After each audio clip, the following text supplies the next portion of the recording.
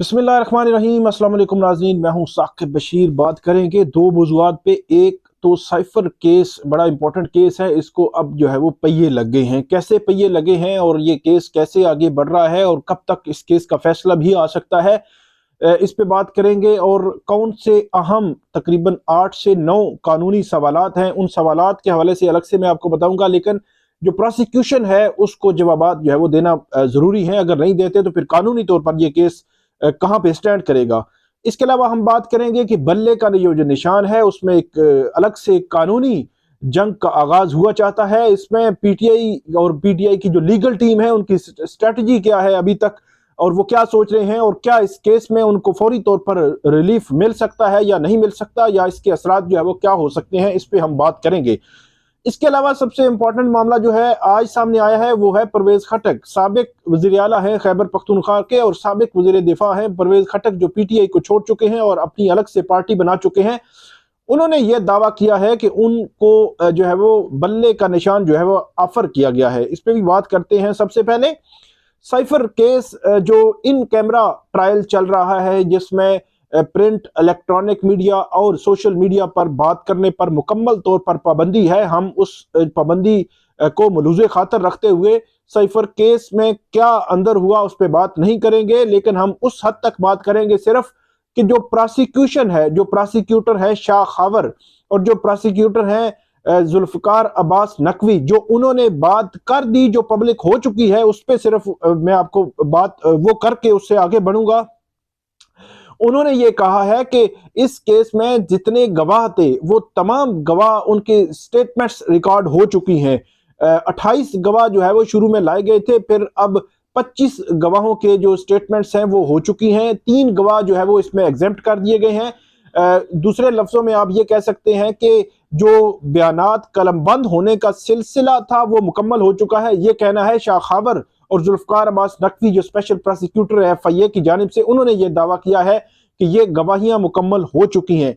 इसके बाद का मैं प्रोसीजर आपको बता देता हूं। उमूमी तौर पर यह होता है कि एक गवाह जो है, अगर जो मुल्जिम साइड है, जो डिफेंस साइड है, उसका अगर वकील मौजूद हो तो उस गवाह की जो गवाही या बयान कलमबंद कराया जा रहा होता है तो वो काफी मुश्किल मरला होता है कि सबसे पहले तो जो डिफेंस है उसके अगर रिटर्न में उसने लिखा हुआ हो तो उस पर इतराजात करते हैं, फिर जो वो बोलता है उससे आगे पीछे नहीं होने देते। तो ये जो वकील हैं, इमरान खान के वकील हैं, वो ये दावा कर रहे हैं कि वो हमारी गैर मौजूदगी में ये स्टेटमेंट्स रिकॉर्ड हुई, इसलिए ये सारी स्टेटमेंट्स एक ही रोज में मुकम्मल हो गई।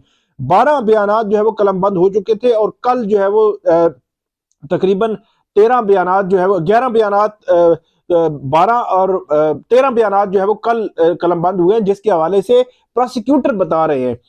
तो अब इस केस का जो नेक्स्ट मरला है, या उमूमी तौर पर जो फौजदारी के इस किस्म के केसेस होते हैं उसमें नेक्स्ट मरला जो है वो समझना जरूरी है कि अब ये केस कितने दिन चल सकता है।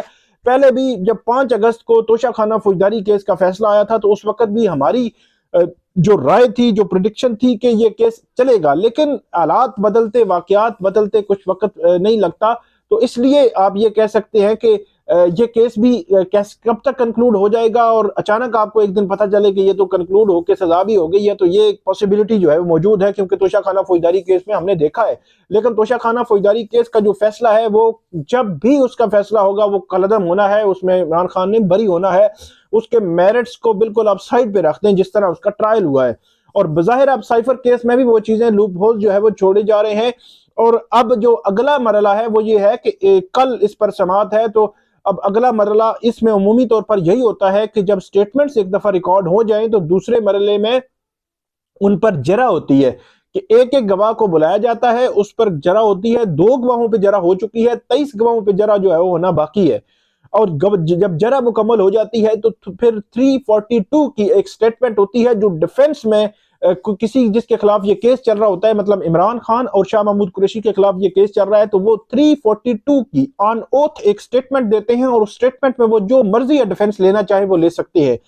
वो स्टेटमेंट रिकॉर्ड होगी और स्टेटमेंट के रिकॉर्ड होने के बाद अदालत जो है वो दोनों तरफ के जो फ्रीकैन हैं उनसे हतमी आर्गूमेंट्स मांगेगी, और हतमी आर्गूमेंट्स मांग के अदालत उस पर फर्दर जो है वो उस पे अपना जो है वो जजमेंट देगी। अब इसमें कितना टाइम लग सकता है? उमूमी तौर पर तो बड़ा टाइम लगता है, क्योंकि जो जज हैं अबुल असनाद साहब वो इंसदाद दहशतगर्दी अदालत नंबर 1 के भी जज हैं, 2 के भी जज हैं, इंसदाद दहशतगर्दी अदालत नंबर 2 के भी जज हैं, ऑफिशियल सीक्रेट एक्ट खसूसी अदालत के भी जज हैं, जहां पे रोजाना की बुनियाद पर 10-12 केसेस जो है वो अर्जन हो रहे होते हैं।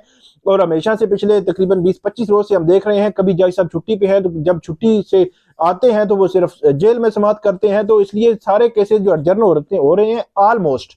कभी कभी वो आते हैं, तारीखें बढ़ रही हैं, और ऑफिशियल सीक्रेट एक्ट के 6-7 केसेस हैं, उनमें भी तारीखें जो पड़ रही हैं। तो ये सारे केसेस जो अर्जन हो रहे हैं, लेकिन आजकल जज साहब ये सिर्फ साइफर केस जो है वो उस पर फोकस किए हुए हैं। तो इसलिए अब ये कहना कि हम कहें कि इसमें महीना लग सकता है, वैसे तो इस किस्म के केसेस में 2-3 माह भी लग सकते हैं, जितना अभी तक प्रोसेस रहता है।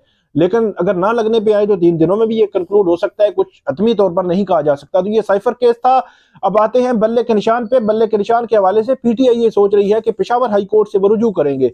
अब कल ये देखते हैं कि वो पेशावर हाई कोर्ट से ही रुजू करेंगे, तो पेशावर हाई कोर्ट में हो या इस्लामाबाद हाई कोर्ट या लाहौर हाई कोर्ट में हो, किसी भी हाई कोर्ट में हो, तो वो सेम डे मतलब जिस दिन मतलब कल अगर वो रुजू करेंगे तो उसी दिन वो केस को फिक्स कराने की कोशिश करेंगे, उसी दिन पहली समाअत होगी, उसी दिन पहला नोटिस होगा, और उस दिन वो कोशिश करेंगे कि उस पे इंटरिम ऑर्डर जो है ले लिया जाए, क्योंकि इसमें इस मामले में अर्जेंसी है। अब इंटरिम ऑर्डर अगर अदालत नहीं देती तो फिर डेफिनेटली अदालत इसमें 1 या 2 दिन की तारीख डालेगी, क्योंकि इस मामले में अर्जेंसी है, क्योंकि एक पॉलिटिकल पार्टी के फ्यूचर का मामला है। 11 जनवरी आई थिंक 11 जनवरी लास्ट डे है जब जो निशान है वो जमा करवाने हैं इलेक्शन कमीशन में। इसके अलावा खवातीन की जो मखसूस नशिस्तें हैं या जो माइनॉरिटीज की मखसूस नशिस्तें हैं, उनके हवाले से जो लिस्टें जमा करानी है वो तभी आप करा सकते हैं जब आपका सिंबल जो है वो या पार्टी मौजूद हो, तो वो तभी होना है। तो इसलिए एक अर्जेंसी जो है उसमें मौजूद है। बजाय ऐसे लगता है कि पेशावर हाई कोर्ट इस मामले को जल्दी टेकअप करेगी। पेशावर हाई कोर्ट या कोई भी हाई कोर्ट जहां पे कल पीटीआई जो है वो इसमें जाएगी और पिटीशन फाइल करेगी, उसको टेकअप करेगी, और टेकअप करने के बाद उसको जल्दी जो है वो आगे चलाया जाएगा। ये बज़ाहिर अभी तक की जो लग रहा है सूरत हाल, जो सिनेरियो या इस किस्म के केसेस में हमने माजी में भी देखा है कि उसको इसी तरह अदालतें जो है वो आगे चलाती हैं, और उसमें फौरी तौर पर इंटरिम रिलीफ नहीं देती, सस्पेंशन नहीं करती, और उसको केस को जल्दी कंक्लूड करके उसका फैसला कर देती हैं। अगर किसी हाई कोर्ट से इसका फैसला पीटीआई के हक में नहीं आता तो, या पीटीआई के हक में आता है, दोनों सूरतों में फिर इलेक्शन कमीशन अगर सुप्रीम कोर्ट जा सकता है या पीटीआई भी सुप्रीम कोर्ट जा सकती है। पीटीआई तो डेफिनेटली सुप्रीम कोर्ट जाएगी, भी सुप्रीम कोर्ट इस केस का फेट डिसाइड करेगी। आखिरी बात मुख्तसरन करूंगा, परवेज खटक साहब ने यह दावा किया है कि उनको जो बल्ले का निशान जो है वो ऑफर किया गया है। अब इलेक्शन कमीशन उमूमी तौर पर तो ऐसा जो है वो एक तरफ से बल्ले का निशान ले रहा है, तो दूसरी तरफ को अगर ऑफर कर रहा है, तो ये भी एक गैर मामूली सूरत हाल है कि जो परवेज खटक साहब है उनको बल्ले का निशान जो है वो ऑफर हुआ है, और उन्होंने आगे से मुस्तरद भी कर दिया है। तो बहरहाल ये ऐसी सिचुएशन है। अब बल्ले का निशान जो है वो घूम रहा है मुख्तलिफ जगहों पे, मुख्तलिफ पार्टीज ने, उधर कोई पार्टी है उन्होंने इलेक्शन कमीशन में दरखास्त भी दी है कि बल्ले का निशान हमें दिया जाए। परवेज खटक साहब कहते हैं हमने मुस्तरद किया, पीटीआई कहती है जी हमारा निशान है, हमें वापस दे।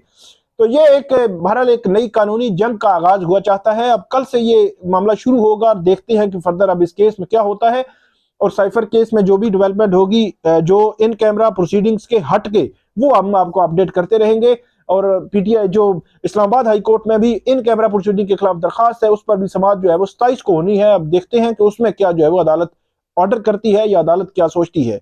ये थी आज की अपडेट। उम्मीद है आपको ये पसंद आएगी। इस पे हमें फीडबैक जरूर दीजिएगा। अल्लाह हाफिज।